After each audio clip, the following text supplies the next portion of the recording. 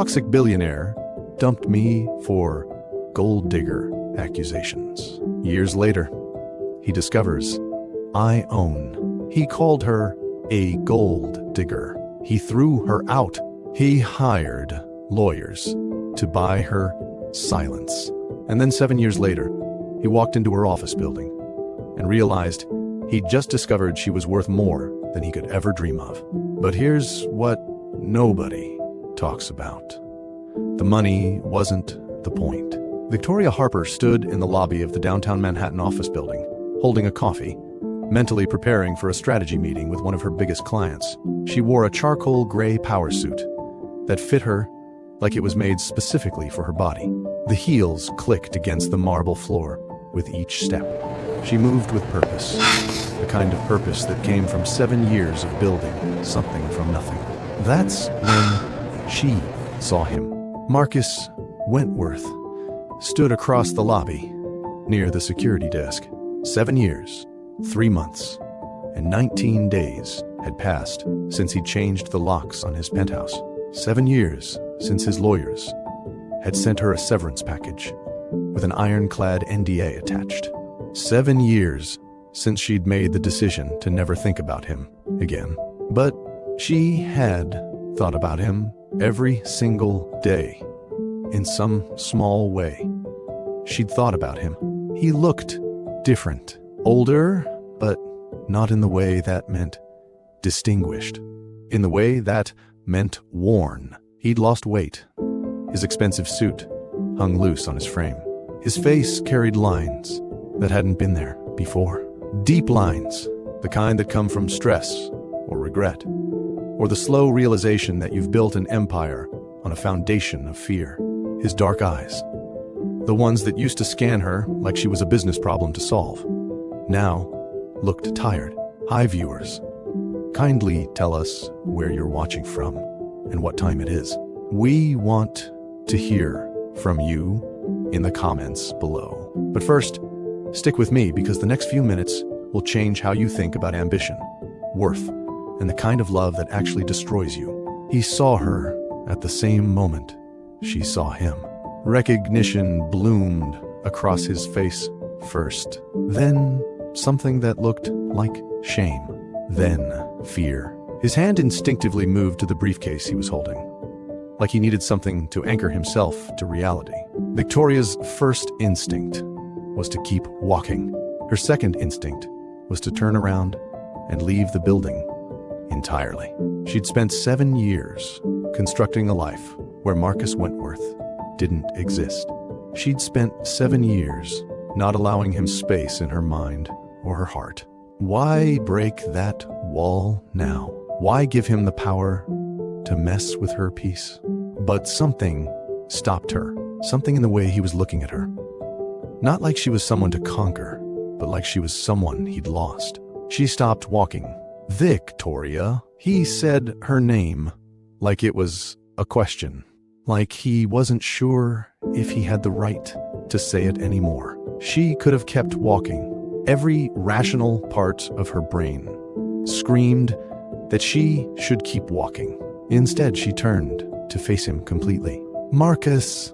He stepped forward, then seemed to think better of it, and stayed where he was. The distance between them felt like a canyon. I didn't know you were in this building, he said, his voice careful, measured. I have a meeting with... He stopped. His eyes shifted down to the paper in his hand. The meeting details. When he looked back up at her, his entire body went still. Wait. Actually, I'm here to meet with Victoria Hartwell, consulting about a transformation project. The silence that followed was enormous. You could feel it in the lobby. The security guard shifted his weight. An elevator dinged. Somewhere in the distance, a woman walked past them, talking into her phone about quarterly earnings. None of it mattered. Victoria Hartwell Consulting. That was her firm. He was here to hire her firm. He had no idea that Victoria Hartwell was her. He'd been trying to contact her. Without knowing, he was trying to contact her. Small world, she said simply. Or something like that. He shifted his weight from one foot to the other, a nervous habit she'd never seen from him before. Marcus was the kind of man who stood still, who never fidgeted, who controlled every micro-expression and gesture like they were weapons in his arsenal. Seeing him like this, uncertain, anxious, unstable, did something to her that she didn't want to admit. It made her feel something she'd spent years trying not to feel. "I owe you an apology," he said finally. "Actually, I owe you so much more than an apology. But I need to start there." "Okay," Victoria said. She didn't know what else to say. The coffee in her hand had gone cold. The time was 8:47 a.m. She had a meeting starting in exactly 13 minutes, and her entire world was shifting on its axis. "I read an article about your company last month," Marcus continued. "A Forbes profile. It detailed how you started from nothing, how you built your consulting firm entirely by yourself, without leveraging my name or my connections, how you've gone out of your way to keep your personal life private." He paused, and she could see his jaw tightening. "And I understood, maybe for the first time, what you were actually trying to do back then," he said. "When you showed me those spreadsheets, when you told me about your business plan, I thought you were trying to use me as a stepping stone. Turns out you just needed to get away from me to build something real." Victoria felt something shift inside her chest. Not forgiveness, not yet, but recognition, a kind of understanding that she'd been waiting 7 years to hear. "I accused you of things," Marcus said. "Awful things. I told you that you were a gold digger, that you were calculating, that you only loved me for my money, and none of that was true. I knew it wasn't true, even when I was saying it. I just couldn't stop myself." The elevator dinged again. People moved around them like they were invisible. Victoria realized that in a city of 8 million people, in a busy office building on a Tuesday morning, they were having the most important conversation of their lives. "Why are you telling me this now?" she asked. "Because I need you to know that I was wrong," Marcus said. "And because when I found out that Victoria Hartwell, the woman whose company I've been trying to hire, the woman whose work I've been reading about for months, was you, I realized that maybe, just maybe, you deserve to know that I understand what I did to you." Victoria looked at him, really looked at him. She saw a man who'd finally understood something about himself, a man who'd finally faced the reality of what his fear had cost him, a man who was standing in a lobby in downtown Manhattan, risking complete rejection from a woman he'd once loved, because he needed her to know that he finally got it. But understanding doesn't erase the past. Apologies don't heal 7 years of broken trust. "I have a meeting," she said. "Can we talk later?" Marcus nodded. "Of course. Whatever you need.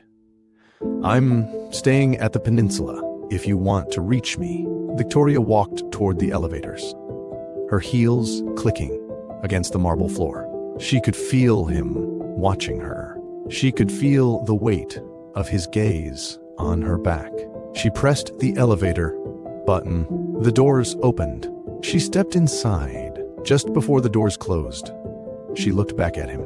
Marcus stood in the lobby exactly where she'd left him, looking like a man who just realized that building an empire meant nothing if you lost the one person who actually mattered. The elevator doors closed with a soft hiss. Victoria stood alone in the metal box as it climbed toward the 23rd floor.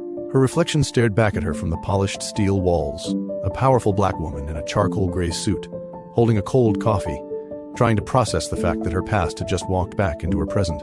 But what neither of them knew was that this conversation, this moment in the lobby, was about to unravel everything Victoria had spent 7 years building. Because Marcus Wentworth wasn't just here to apologize. He was here because his entire company was falling apart, and he needed her to fix it. And the moment Victoria agreed to take him on as a client, she was going to be forced to relive every painful memory of their relationship. She was going to have to decide, was redemption possible for someone who'd destroyed you? Could you forgive a man who'd taken your dreams, twisted them into proof of your greed, and then thrown you out like you were garbage? Like and subscribe, because what happens next will determine whether Victoria Harper ever finds peace, or whether she spends the rest of her life haunted by a man she thought she'd left behind. The meeting room on the 23rd floor was exactly the kind of space Victoria had designed to project power and competence. Floor-to-ceiling windows overlooked Manhattan. The table was made of polished black glass. The chairs were contemporary, expensive, and uncomfortable in the way that reminded people not to get too comfortable during serious business discussions. Her client, David Chen, sat across from her with his business partner, Rebecca Liu. They owned a mid-sized tech company that had grown too fast, and now the structure was cracking under its own weight. Victoria had spent the last month analyzing their operations, and she had solutions. Good solutions. The kind of solutions that would save their company and make her firm another $50,000 richer. But her mind wasn't on David and Rebecca. Her mind was in the lobby. Her mind was with Marcus. Victoria, David, was looking at her expectantly. I said, "What's the most critical area we need to address first?" Victoria blinked, refocused. "Your organizational structure is broken. You've promoted people based on tenure rather than actual capability. That means you have managers who can't manage, and valuable employees who are leaving because they don't see a path to advancement." She pulled out a folder and placed it on the table. Inside were her recommendations. Specific people who should be reassigned. Specific roles that needed to be created. Specific processes that needed to be dismantled and rebuilt. Rebecca leaned forward, studying the document. "This is detailed. Really detailed." "That's what you're paying me for," Victoria said. "You're paying for me to see what you can't see, because you're too close to it.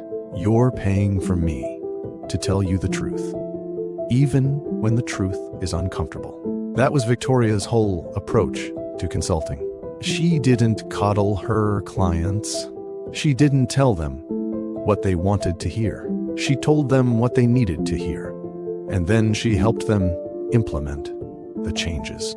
It was the approach that had built her company from $50 an hour in a coffee shop to 7 figures annually in a real office. The meeting lasted 2 hours. By the time David and Rebecca left, they'd committed to a full restructuring plan. Victoria would start implementing changes next week. By the time she was done with them, their company would be unrecognizable, but not destroyed. Transformed. That was the word Victoria's clients used about her work. Transformed. Like she had the ability to look at something broken and see what it could become. It was around 11:30 a.m. when her assistant, Marcus, a young gay man from Atlanta, no relation to the billionaire, knocked on her door. "You have a call," he said. "It's someone named Marcus Wentworth. He says it's important." Victoria's stomach dropped. "Did he say what it's about?" "He said you'd know what it's about. But he also said he understood if you didn't want to talk to him." Victoria stared at her assistant, then at the phone on her desk, then back at her toothant. "Transfer him through," she said finally. Her assistant left. The phone rang. Victoria picked it up on the second ring. "Hello?" "Hi," Marcus said. His voice sounded different over the phone. Smaller, somehow. "I wasn't sure you'd take my call." "I almost didn't," Victoria said. "But I'm a professional. And apparently, you're a potential client. So let's keep this professional." "Okay," Marcus said. "Okay, that's fair. I deserve that. There was silence on the line. Victoria could hear the ambient sounds of his office in the background. She knew that office. She'd spent nights there, watching the city lights from his 45th floor view, while he talked about renewable energy and venture capital. "I want to hire you," Marcus said, finally. "My company is struggling. We've grown too fast. The structure doesn't work anymore. The people don't work anymore. The whole thing is..." He stopped. "Well, it's broken. And I read about what you do. And I think you're the only person who can fix it. I can send you a proposal," Victoria said. "My standard rate is..." "I don't care about the rate," Marcus interrupted. "I'll pay whatever you want. I just need you." Victoria closed her eyes. He'd said those words before. "I just need you." 7 years ago, in his penthouse, with the city lights spread out below them like diamonds. "I'll send you a proposal," she repeated. "Victoria," he said, "I know this is complicated. I know it's the last thing you probably want. But I'm asking you anyway. Please, will you consider taking on my company?" Victoria thought about it. She thought about 7 years of building. She thought about the morning she'd walked out of his penthouse with nothing but the clothes on her back and the knowledge that she was stronger than her circumstances. She thought about every sleepless night, every dollar reinvested, every yes when she wanted to say no, every business victory that never quite felt like victory, because part of her was still broken from what he'd done. "I'll think about it," she said. "I'll call you tomorrow." She hung up without saying goodbye. Victoria sat in her office, staring out at Manhattan, and felt something she hadn't felt in a very long time. She felt afraid, not afraid of Marcus, afraid of what would happen if she let him back into her life in any capacity. Because the truth was simple. Marcus had broken something in her that business success couldn't fix. He'd broken her ability to trust. He'd broken her belief that love could be safe. He'd broken her in ways that a $45 million net worth couldn't heal. And now he was asking her to walk back into that broken place. Her assistant knocked again. "You okay? You look pale." "I'm fine," Victoria said. "Just need some space. I'm going to close my door for a while." But she wasn't fine. She was torn between two impossible choices. Turn down the biggest contract opportunity of her career, or risk her peace by working with a man who'd taught her that power and money don't protect you from heartbreak. By 3 p.m., Victoria still hadn't made a decision. By 5 p.m., she still hadn't. By 8 p.m., she was sitting in her apartment, a bottle of wine open on the counter, staring at her phone. Should she call him back? Should she tell him yes? Should she tell him absolutely not? Victoria Harper, the black American woman who'd built an empire from nothing, who'd taught herself not to need anyone, who'd spent 7 years proving that she was worth believing in. Victoria Harper was terrified of one man and his ability to destroy her all over again. And the worst part was that she wasn't sure if that fear was actually about Marcus, or if it was about the fact that deep down, despite everything, despite 7 years, despite all her success and power, she still loved him. She picked up her phone, started typing, deleted it, started again, deleted again. Finally, at 9:47 p.m., she sent a text. "We need to talk. But not about business. We need to talk about what actually happened." His response came back in 30 seconds. "Wherever you want. Whenever you want. I've been waiting 7 years to have this conversation." Victoria turned off her phone and poured another glass of wine, because talking to Marcus about what happened between them was going to crack open every wound she'd spent 7 years sealing. It was going to force her to remember the moment he'd looked at her with certainty in his eyes and told her that she was a gold digger. It was going to force her to relive the humiliation of being cast out. It was going to force her to confront the question that had haunted her since that day. Had she actually been using him? Or had she just been ambitious? And he'd been afraid of that ambition. And if she was honest with herself, there was a third question that terrified her even more. If she went through all of this, if she reopened all these wounds, if she confronted him and somehow healed, what would she do with the feelings she still had for him? Subscribe and comment, because Victoria Harper is about to make a decision that will either destroy her or finally set her free. But there's no guarantee which one it will be. The wine bar Victoria chose was in the West Village, far enough from her office that no one from her company would see her, but close enough that she could get there easily.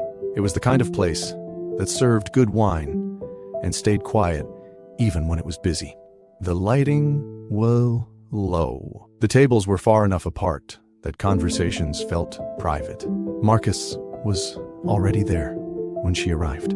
He sat at a corner table with a glass of red wine in front of him, untouched. He wore a casual button-down shirt instead of his usual power suit. Without the armor of expensive fabric and control, he looked smaller, more human, less like a billionaire tech mogul, and more like a man who'd been broken by his own fear.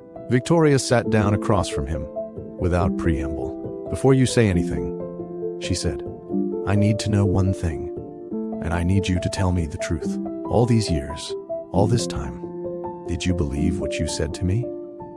Did you actually think I was using you?" Marcus didn't answer immediately. He looked at his wine glass like it held all the answers to the universe. Then he looked at her. "No," he said. "I knew I was wrong the moment I said it, but I couldn't take it back. And then after I said it, I had to commit to being right, because admitting I was wrong meant admitting that I was the problem."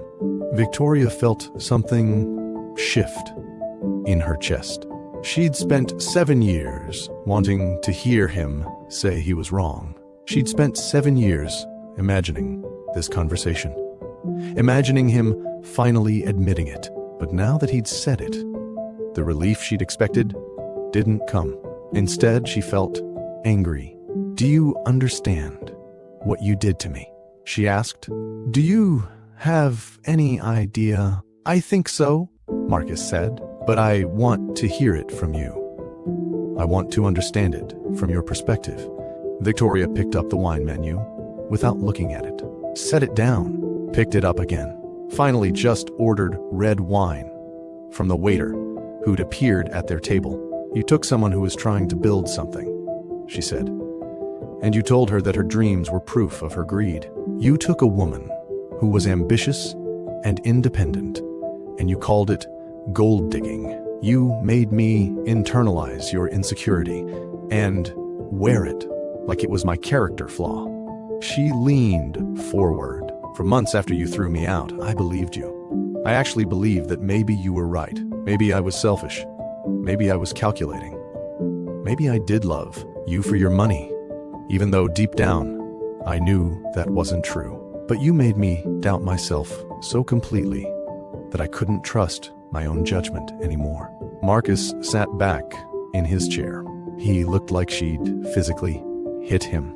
"That's not all," Victoria continued. "You didn't just hurt me emotionally. You used your lawyers to silence me. You paid me to disappear. You made it so I couldn't even defend myself publicly. You made it so I had to carry this alone, in silence, while you probably told everyone that I was the bad guy in our story." "I never told anyone anything," Marcus said. "I didn't talk about you to a single person. Not my family, not my friends, not my therapist until years later. You were the only person I couldn't talk about, which means you were the only person I couldn't process." "That's not a defense," Victoria said. "I know," Marcus said. "I'm not trying to defend myself. I'm just trying to tell you the truth." The waiter brought her wine. Victoria took a long sip. "What changed?" she asked, What made you suddenly realize you were wrong? Marcus looked out the window at the street below. People walked past the wine bar, on their way to dinner or drinks or home. Normal people living normal lives, not sitting in wine bars talking about betrayal and heartbreak. I watched you build your company, he said. I followed your career obsessively. Every article you were quoted in, I read. Every profile of your company, I read. Every interview you did, I listened to. And the more I watched you build, the more I realized that nothing you were saying lined up with the person I'd accused you of being. He turned back to her. You built your company on the principle of honesty, he continued. You tell your clients the truth, even when it's uncomfortable. You've turned down clients who tried to bribe you to look the other way. You've fired employees who didn't live up to your values. You've built something real, something that matters, something that has nothing to do with me or my money or my connections. So you finally believed me, Victoria said. I believed in you, Marcus corrected, which is different. I believed in who you actually were, not who I'd accused you of being. Victoria finished her wine, ordered another. Why now? She asked. Why did you wait 7 years to say this? Because I spent those 7 years trying to understand why I did what I did, Marcus said. I spent those years in therapy, unpacking my trust issues, my fear of abandonment, my need to control the people around me. And I finally understood my accusation had nothing to do with you. It had everything to do with me and my own insecurity. He leaned forward. When you told me you wanted to start your own company, I panicked, he said. I panicked because if you could succeed without me, that meant you didn't need me. And if you didn't need me, that meant you could leave me. And I couldn't handle that possibility. So you made sure I left, Victoria said, by pushing me away first, by reframing your fear as proof that I was a bad person. Yes, Marcus said simply. I'm not proud of it, but that's what I did. They sat in silence for a long time. Outside the wine bar, the city kept moving. Inside, the world had stopped. I didn't come here to forgive you, Victoria said, finally. I want to be clear about that. I know, Marcus said. I came here to understand, Victoria continued. And I think I understand now. You were afraid. You were a powerful man who'd been hurt before, and you couldn't handle the idea of being hurt again. So you hurt me first. That's exactly right, Marcus said. The question I have now, Victoria said, is whether I can work with you, knowing what I know about you. Whether I can separate the professional from the personal. Whether I can be your consultant without it meaning something else. Can you? Marcus asked. Victoria didn't answer. She finished her second glass of wine, ordered a third. I need to think about it, she said, but I also need to know something else. Why did you come back now? Why didn't you just hire someone else? Why risk all of this? Marcus met her eyes directly. Because I spent 7 years trying to move on from you, and I couldn't.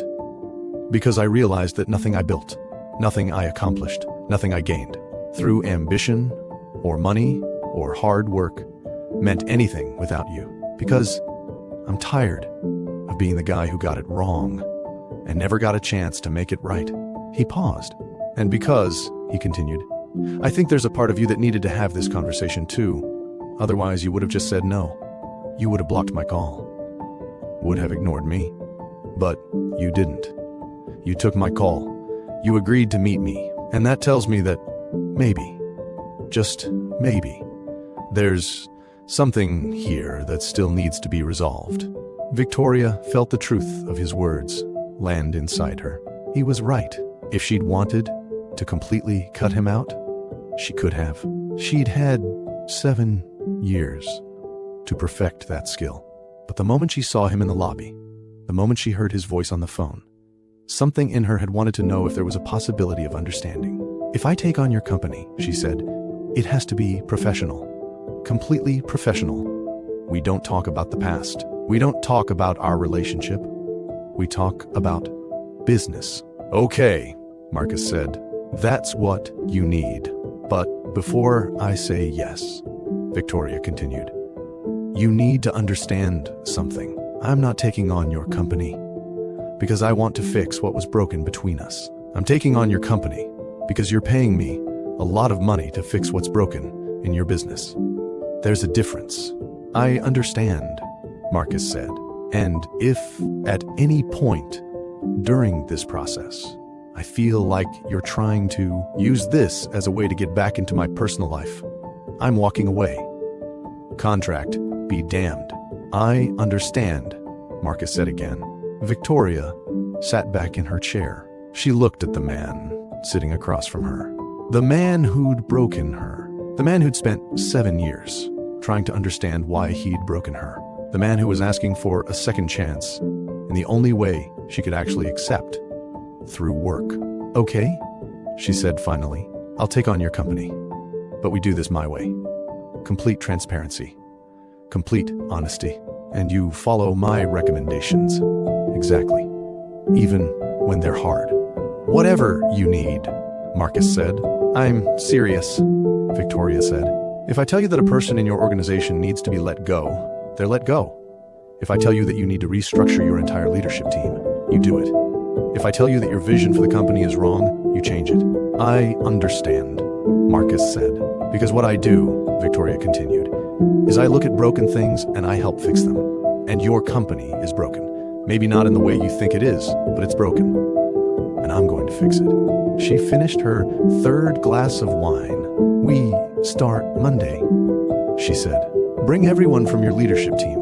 We're going to have a full day of analysis. And, Marcus, don't thank me. Don't tell me you appreciate me. Don't try to make this about anything other than what it is, business. Okay, Marcus said. He signaled for the check. But as they stood up to leave the wine bar, he said one more thing. For what it's worth, I'm glad you finally heard me apologize. Even if it took 7 years. Victoria walked past him toward the door without responding, because responding meant acknowledging that his apology mattered. And if she did that, if she admitted that his words had actually reached something inside her that she'd spent 7 years protecting, then she might have to admit something else. She might have to admit that forgiveness was possible. And if forgiveness was possible, then reconciliation might be too. And Victoria Harper wasn't sure she was ready to go down that road. But as she walked through the streets of the West Village back to her apartment, she had to admit something to herself. Seeing Marcus again, hearing his voice, understanding finally why he'd done what he'd done. It had cracked something open in her, and she had no idea how to put it back together. Like and comment because Victoria Harper just made a deal with the devil. And she's about to find out if that deal will save her or destroy her completely. Victoria's office had been transformed into a war room. 3 days of intensive analysis with Marcus's company. 23 employees total, spread across product development, operations, sales, and marketing. She'd interviewed everyone from the C-suite to the interns. She'd reviewed financials, organizational charts, project timelines, customer feedback, employee satisfaction surveys. And the picture was clear. Marcus's company was failing because Marcus himself was the problem. It wasn't that he was a bad businessman. He was actually brilliant. The issue was that he was the kind of brilliant that didn't know how to collaborate.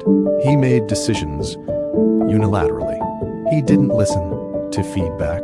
He hired people for their loyalty rather than their capability. And when people didn't do exactly what he wanted, exactly how he wanted it, he pushed them out. Sound familiar? Victoria had thought to herself as she'd uncovered the pattern. This is exactly what he did to me. Now she sat across from him in his corporate office, a sleek space on the 42nd floor of a building in Midtown, with 143 pages of analysis spread out between them. She'd spent the entire night preparing this presentation. She'd barely slept. Your company is in structural failure. she said without preamble. Not market failure. Structural failure. Meaning, the way it's built doesn't work. Marcus leaned back in his chair. He'd been quiet all morning, listening to her walk through the data. Employee turnover was at 40% annually. Productivity was down 20% in the last 2 years.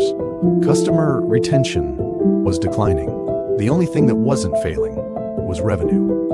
But that was only because Marcus threw money at problems. What do you recommend? He asked. Complete reorganization, Victoria said. You need a president who's not you. Someone who can manage operations while you focus on vision. You need a chief product officer who has the authority to make decisions without running them by you first. You need an HR department that actually has power instead of the current situation where you override them whenever you feel like it. She pulled out a specific page. You also need to let go of 3 vice presidents, she continued. They're competent, but they're loyal to you personally rather than to the company. That loyalty means they're not going to challenge you. And you need people who will challenge you because your instincts, while often good, are not infallible. Are you suggesting, Marcus said slowly, that I give up control of my own company? I'm suggesting, Victoria said, that you distribute responsibility in a way that actually scales. Right now, you're the bottleneck. Every significant decision goes through you. That means nothing moves fast. That means nothing moves without your approval. That means people who are capable of making good decisions don't get the authority to do so. She sat back. Your company can't grow because you won't let it, she said. You're too afraid of making a mistake. So you prevent other people from making any decisions at all. Marcus was quiet for a long moment. This is personal for you, he said, finally. No, Victoria said. This is professional. This is me doing my job. This is you getting back at me, Marcus said. You're telling me to give up control, to trust people, to let go. You're telling me the things you wish I'd done with you. Victoria felt her jaw tighten. She'd specifically said no personal conversations. She'd specifically drawn that boundary. What you're doing, she said carefully, is mixing up the advice I'm giving you as a business consultant with your personal guilt about how you treated. That's not my problem. My problem is your company is failing, and I've identified the reasons why. What you do with that information is your choice. She stood up. I can leave right now, she continued. You can hire someone else. Someone who doesn't have our history. Someone who won't make you uncomfortable with truths you don't want to hear. Or you can accept that I'm the best consultant you're ever going to hire. And I know exactly what your company needs. And you can implement my recommendations. Marcus stood up. I'll implement them, even if they hurt. Victoria asked. Especially if they hurt, Marcus said. Because if they hurt, they're probably right. Victoria gathered her papers. I'll need a week to develop the implementation plan. In that time, I want you to prepare the leadership team for changes. Tell them to expect a restructuring. Tell them to prepare their teams for potential reassignments. What about you? Marcus asked. Are you preparing for changes too? What do you mean? Victoria asked. Working together, Marcus said. It's going to force us to interact, to communicate, to spend time in the same space. That's going to change things. It's going to change your business, Victoria said. That's all. But as she walked out of his office, she knew he was right. Working with Marcus over the next 6 months, because the restructuring alone would take at least that long, was going to force her to confront everything she'd been running from. She'd built her company in isolation. She'd built it alone, without collaborators, without partners, without anyone who could hurt her. She'd designed her entire life around not needing anyone, because the last time she'd needed someone, he'd destroyed her. But now, she was going to have to work closely with the person who taught her that lesson. The irony was almost funny. By Friday of that same week, Victoria had her implementation plan complete. Restructured org charts, new roles and responsibilities, identified which employees could transition into new positions and which ones needed to go, created timelines for the changes, determined how to handle the notifications. She sent it all to Marcus with a note. This is what your company needs. These are the actions that will save it. Everything else is up to you. That evening, her assistant Marcus, the one from Atlanta, knocked on her door around 6 p.m. You should go home, he said. You've been here since 5 a.m. You need to sleep. I need to finish one more thing, Victoria said. You need to take care of yourself, he said, and you haven't done that in 3 days. He wasn't wrong. Victoria had been running on coffee and adrenaline since she'd agreed to take on Marcus's company. She'd barely eaten, she'd barely slept. She'd been so focused on the work that she'd forgotten about the person she was supposed to be protecting. Okay, she said, I'll head out in 5 minutes. But instead of heading home, Victoria found herself walking to a bar in Soho. She sat at the counter and ordered a drink she didn't really want. She looked at her phone.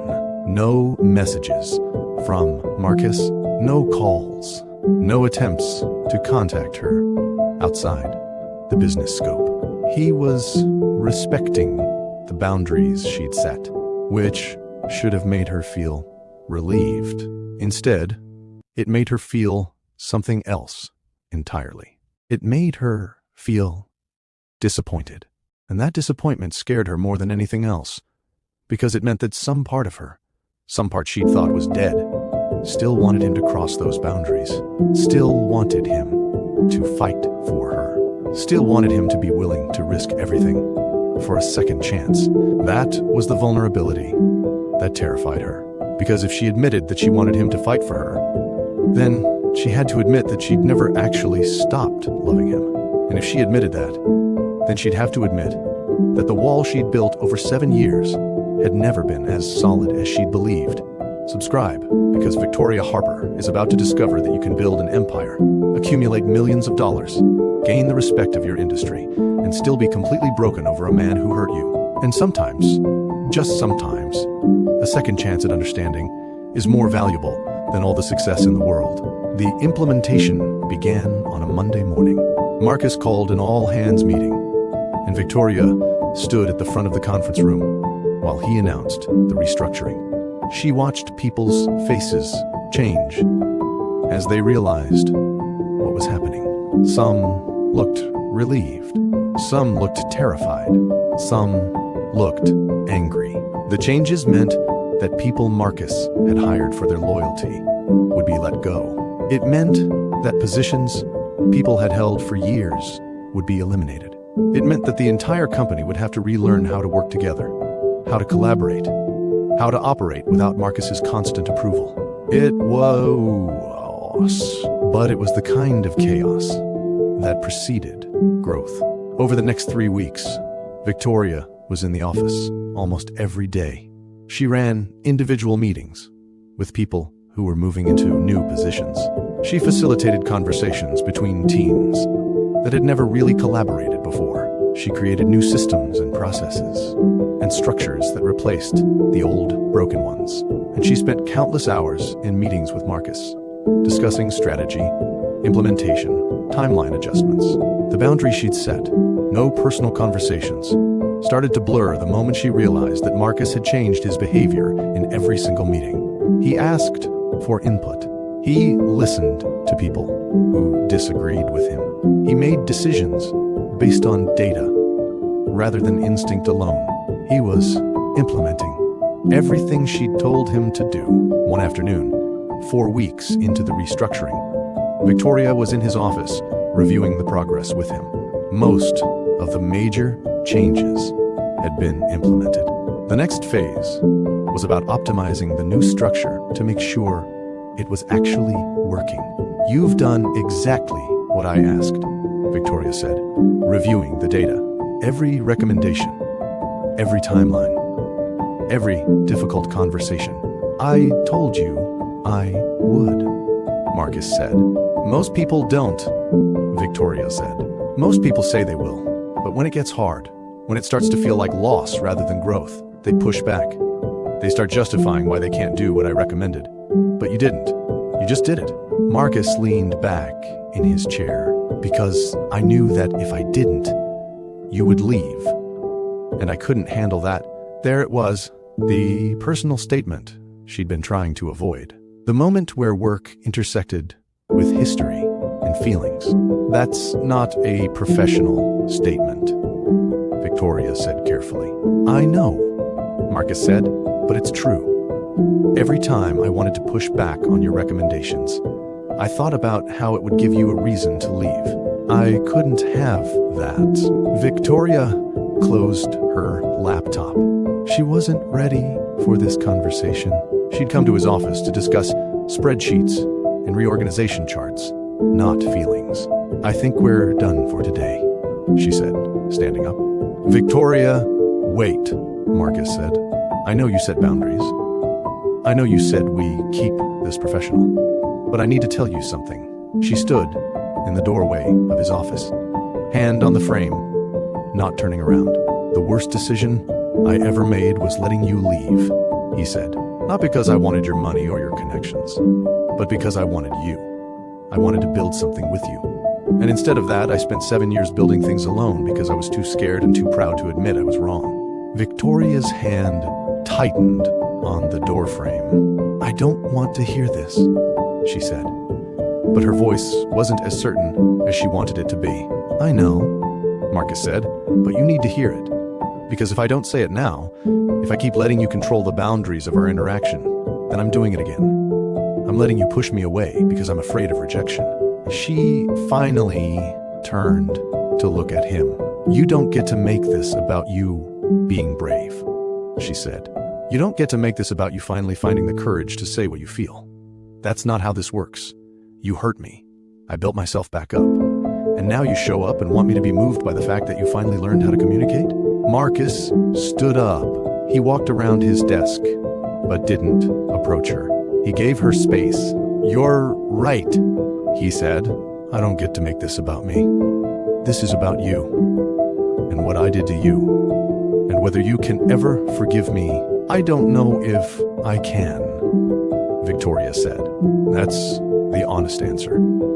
I don't know if forgiveness is possible for something like this. Would it help if I told you that I've spent 7 years trying to become the person you deserved?" Marcus asked.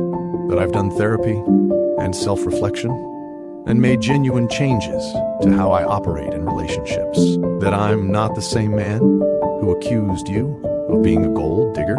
"It might help," Victoria said, "but it doesn't erase what happened. It doesn't give me back the 7 years I spent rebuilding myself. It doesn't undo the fact that I have trust issues because of you. It doesn't fix the damage." She walked further into his office and sat down in one of the chairs facing his desk. "I built my entire company structure around not needing people," she said. "I designed my life so that I would never be vulnerable to someone the way I was vulnerable to you. Do you understand what that cost me? The relationships I didn't pursue, the people I kept at a distance, the parts of myself I had to freeze in order to stay safe." Marcus sat down across from her. "I do understand," he said, "and I'm not asking you to forgive me and move on. I'm just asking you to let me prove that I'm not the person I was, that I can be trusted with you, with your time, with your vulnerability. That's going to take longer than 6 months of business consulting," Victoria said. "I know," Marcus said. "That's why I want to extend your contract indefinitely. I want you to stay involved with my company. Not because it needs you, but because I want you to stay." Victoria felt something shift inside her chest.